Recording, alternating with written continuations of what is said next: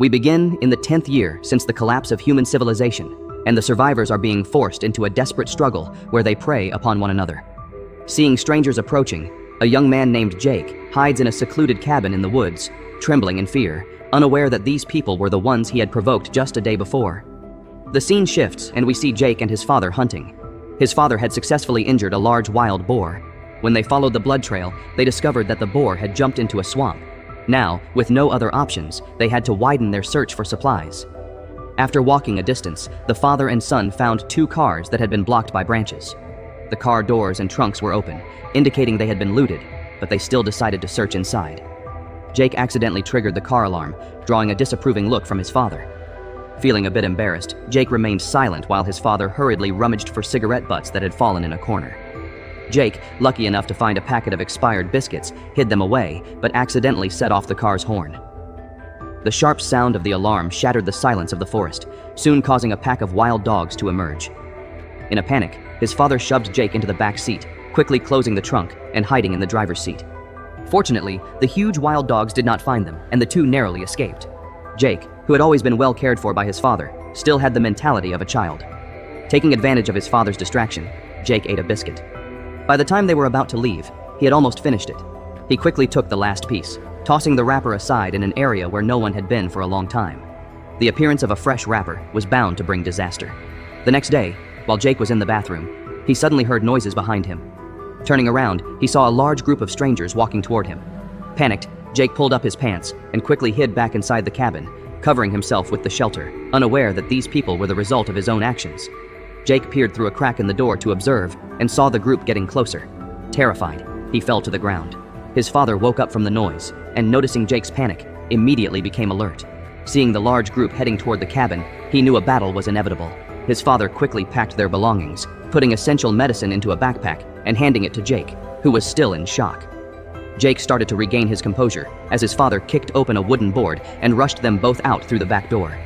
But with the son's wife severely injured and unable to travel far, the father had to make a painful decision. He hid his son and daughter-in-law in a septic tank and faced the group of killers alone. Despite his strength, he only managed to injure a couple of people before being overwhelmed and knocked to the ground with a stick. One of the bad men took advantage of the moment to kill him. Witnessing his father's death, Jake and his wife were both terrified and heartbroken. To survive, they had to stifle their sobs. The group then looted the cabin, taking everything useful. One of the robbers noticed the backpack discarded by Jake, and upon opening it, found the precious medicine inside and rejoiced.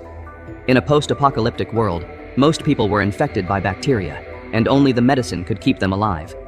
Jake's wife needed the medicine to survive, but now all the pills had been stolen. Jake watched helplessly as his father's body was tied up and carried away by the thieves. As they passed by the septic tank, the leader noticed something unusual. He tried to lift the lid, but Jake managed to hold it down with all his strength, preventing the thief from opening it. Curious, the leader leaned closer to the hole to investigate, but was quickly repelled by the stench. This gave Jake and his wife a brief moment of respite. When the robbers finally left, Jake climbed out of the septic tank and saw the biscuit wrapper on the ground. He realized that his greed had led to this disaster. Inside the cabin, it was a mess, with all the supplies they had gathered now gone. Worst of all, his wife's wound had become severely infected. She lay on the bed unconscious, with no medication to treat her. Jake felt utterly helpless, and in his despair, the thought crossed his mind to end his wife's life with a pillow. But with his father now dead, Jake couldn't bear the thought of losing his beloved wife as well. Determined, he decided to find the medicine. He left the cabin, leaving his wife with the last of their water supply. He wedged a board against the door to protect her. Jake followed the blood trail from his father's body as he hiked through the wilderness. The ground was already covered in frost, and Jake was dressed only in a t-shirt. He didn't know how long he had been walking when exhaustion set in. His limbs grew numb, and he collapsed onto the ground. Just as he was about to lose consciousness, he saw a young boy passing by. Jake immediately seized the opportunity and followed him. When the boy reached his home, he spotted Jake and hurriedly ran inside, locking the iron gate behind him. But the gate couldn't stop Jake. He kicked it several times until the rusty door gave way. The boy, frightened, hid in his grandfather's arms. Jake, however, didn't harm the grandfather and grandson.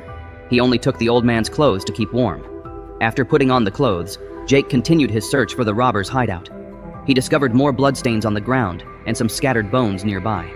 Jake immediately realized that his father had been eaten by the thieves and couldn't help but vomit in disgust. With great sorrow, he buried his father's remains before regaining his composure.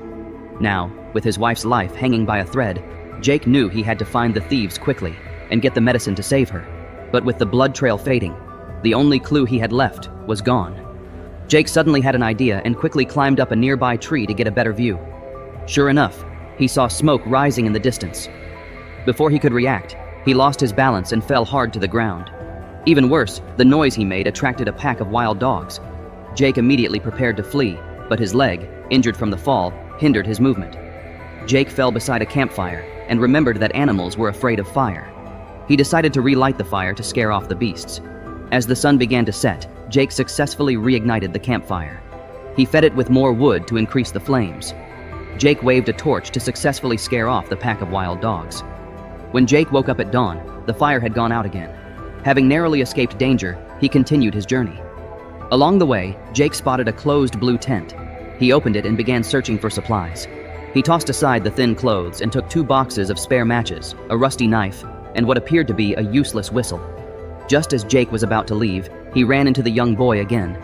The boy, frightened, immediately turned and ran. Jake continued following the small river through the forest. He noticed a pool of blood floating on the water's surface and immediately hid. Jake cautiously observed his surroundings and saw the only woman among the robbers cleaning a knife by the river. Jake didn't act rashly, but picked up a stone and quietly followed the woman to the robbers' camp. Seeing that only the woman was left behind, he considered rushing in to rob them. Suddenly, Jake noticed a trap his father had set. He carefully avoided the bell-tethered line and immediately spotted the familiar backpack inside the camp. Jake quickly searched the bag, but the medicine was gone. He started rummaging through the camp further, but the woman had already sensed something was wrong and began to circle around to launch an attack. Fortunately, Jake noticed the danger through a mirror. He avoided the woman's attack and fought back. However, the woman was surprisingly strong, and Jake was unable to get the upper hand in his struggle. Jake grabbed the stone he had collected earlier and delivered a fatal blow to the woman. Drawn to a nearby RV, Jake entered to search for the medicine, but when the robbers returned, Jake quickly wiped away the bloodstains and covered up the signs of the earlier fight. He then dragged the woman to a hidden spot and hid himself. When the robbers returned to the camp, they also captured the innocent young boy.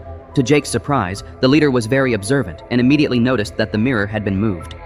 The leader calmly retrieved the medicine from a locked cabinet and distributed it to the injured members of his group before locking the box again. The leader then went to the riverbank to search for the woman, but couldn't find any trace of her. It wasn't until one of his men found a dropped weapon nearby that the leader decided to take his entire group to search for her. Jake, hiding in the bushes, quickly covered the woman's body with leaves and quietly crawled into the camp. With only one injured, infected person left behind, the others had all gone with the leader. Unable to move due to his condition, the infected man stayed in the RV to rest. Jake seized the opportunity to try to rescue the boy, but the boy, suspicious of him, immediately shouted for help. The infected man, annoyed by the noise, got up and entered the RV to check, but found the boy had escaped. After Jake untied him, the infected man immediately ran after the boy, and Jake took the chance to approach the locked medicine box. But just as Jake was about to open it, the leader returned to camp. Jake quickly hid under the RV. He saw the robbers had found the woman's body. Some of them still had a sense of humanity and didn't eat her, instead choosing to give her a proper cremation to avoid exposure. Jake had to stay hidden under the RV for the entire night. The next morning, when the leader was still asleep, Jake quietly entered the RV. He used his small knife to cut the ropes and took the key hanging from the leader's neck. Jake successfully opened the medicine box, quickly pocketed the pills, and used the lock to secure the RV door behind him. Just as Jake was preparing to leave, he accidentally triggered a bell-tethered line. The sound of the bell startled the sleeping leader, who immediately tried to exit to catch the intruder. However, he found that the door was locked from the outside. Enraged, the leader began to violently slam the door, eventually breaking free. Jake ran desperately through the forest, while the leader and his group gave chase, quickly closing the gap. Meanwhile, Jake's wife had been woken by the sounds of the wild dogs. When she opened her eyes, she saw the danger outside. The dogs had surrounded the cabin, and one of them had already pushed its head through a gap in the door. Jake was in grave danger, but thanks to his familiarity with the terrain, he was able to use it to his advantage and evade the robbers. He ran through the forest until he found an abandoned house where he noticed numerous wild dog footprints inside. The elderly man, no longer protected by an iron door, had become the dog's prey. This sight deeply shook Jake, who stumbled out of the house in despair. With no strength left to resist, Jake accepted the inevitable as strange figures attacked him. When he regained consciousness, he found himself bound and thrown on the ground. The robbers were busy sharpening knives and starting a fire, preparing to cook Jake alive. Jake wasn't ready to die just yet. Suddenly, he noticed the whistle he had picked up earlier lying beside him. As the robbers weren't paying attention, Jake blew the whistle, sending a shrill sound throughout the forest. The wild dogs, having been hungry for a long time, soon arrived, and the leader realized the danger. He quickly kicked Jake to stop him, but it was too late. The dogs' howls filled the air, and they pursued the robbers.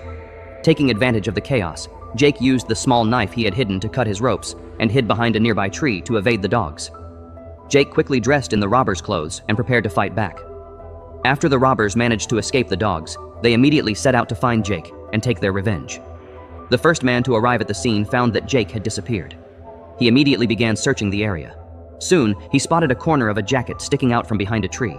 He took out a knife and launched a sneak attack only to realize he had picked up a discarded piece of clothing. Jake, taking the opportunity, jumped down from the tree and landed on the man's neck, catching him off guard. Jake quickly swapped clothes with the man and dragged the body forward, attracting another team member. At first, the robbers mistook Jake for an ally, but as they got closer, they realized the mistake, but it was too late. Jake swiftly turned around and stabbed the second man in the chest with a knife. After dealing with the second robber, Jake took the man's bow and arrows, which coincidentally had been made by Jake's father. Determined to exact revenge, Jake fired an arrow that struck the leader in the thigh. The leader, however, displayed incredible pain tolerance and quickly snapped the arrow off his leg. Jake tried to shoot again, but the bowstring snapped, leaving him in a precarious position with the sound of the wild dogs closing in again. Both Jake and the leader had no choice but to hide. Jake, having run for what felt like miles, stumbled upon a house. He cautiously approached and was relieved to find that the house had already been abandoned. He spotted a skeleton lying nearby, and to his surprise found a gun next to it. Jake carefully entered the house and discovered a stash of supplies, including another gun. Now armed with 2 weapons, Jake felt empowered and ready for anything. But just as he was preparing to pack some food, he heard the sound of someone entering the house. Jake turned to see the leader had followed him. Taking advantage of the leader's momentary lapse of attention, Jake aimed the gun at him, only to discover the gun was unloaded. The leader, now emboldened, advanced and engaged Jake in a brutal fight. Clearly, Jake was no match for the leader, who quickly pinned him to the ground and began to beat him mercilessly. Jake quickly thought of a plan and pressed down hard on the wound on the leader's thigh. Sure enough, the leader groaned in pain and loosened his grip. Taking advantage of the moment, Jake struggled to rise and grabbed another weapon from the table. Without hesitation, he pulled the trigger. This time, the leader wasn't so lucky. Jake finally broke free from the chase, and without wasting any time, he immediately rushed back home. As he passed by the Silver Sun's house, Jake left 3 cans as compensation for them. Jake then hurried to the forest cabin. Upon arriving, he found that the cabin's barrier had been destroyed, and his wife was nowhere to be found. Seeing this, Jake collapsed to the ground in agony, overwhelmed by a deep sense of despair. At that moment, someone approached Jake from behind, slowly placing a hand on his shoulder and rekindling the hope that Jake would return home.